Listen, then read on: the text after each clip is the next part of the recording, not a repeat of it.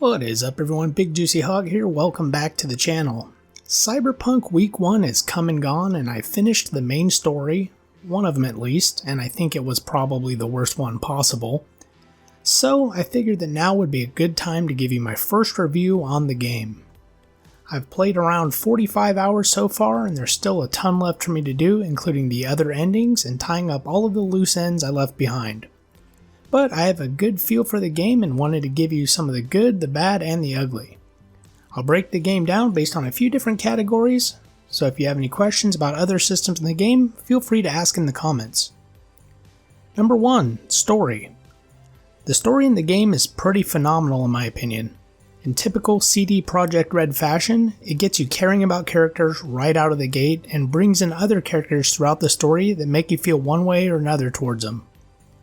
You may love them, you may hate them, or you may even feel sorry for them. One way or another, you'll likely feel something, and I think that's great. Besides the main storyline, there is of course a lot of other side quests and gigs to keep you busy and get XP to move you along. Even the side gigs have some story to it and make you feel like a true street samurai, building relationships with fixers around the city as you go. Before this game, I had not really delved much into the Cyberpunk universe, but as a kid I played a lot of tabletop Shadowrun, and this game feels exactly like what I would want out of a Shadowrun game. The only thing missing is the meta species like elves, orcs, trolls, etc. that they do have in Shadowrun. Night City is gritty and huge, and you can experience it any way you want. Needless to say, the story's top notch and you will be immersed. Number 2. Combat. So one of the first things you need to know about this game is that it's a role-playing game / shooter, not the other way around.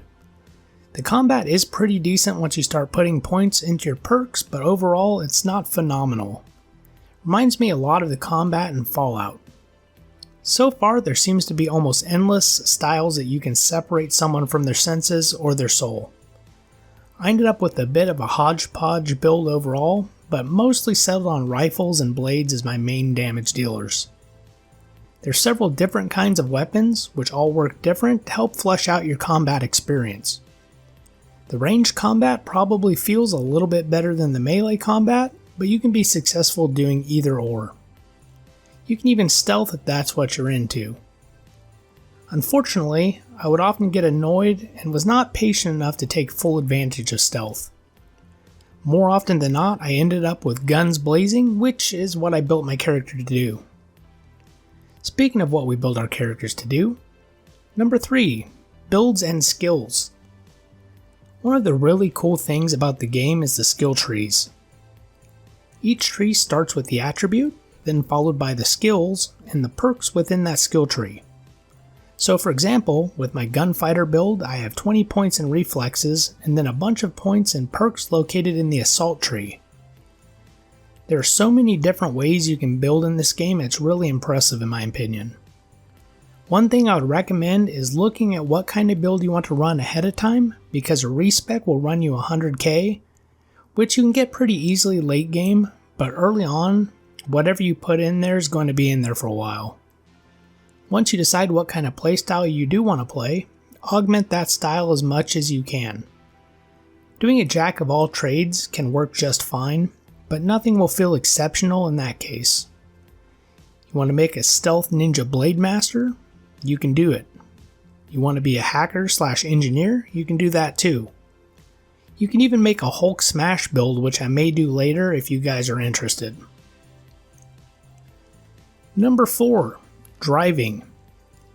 So, the driving in the game is not all that impressive overall, at least when playing it on mouse and keyboard, which is probably to be expected.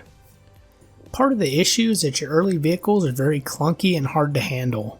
You seem to fishtail incredibly easy and spin out of control when trying to race around. Grabbed a Nomad vehicle for 100,000 late in the game and it changed my experience pretty significantly. The handling felt a lot better, and I think that the driving actually has a good base that will be much better with a little bit of tweaking to the handling.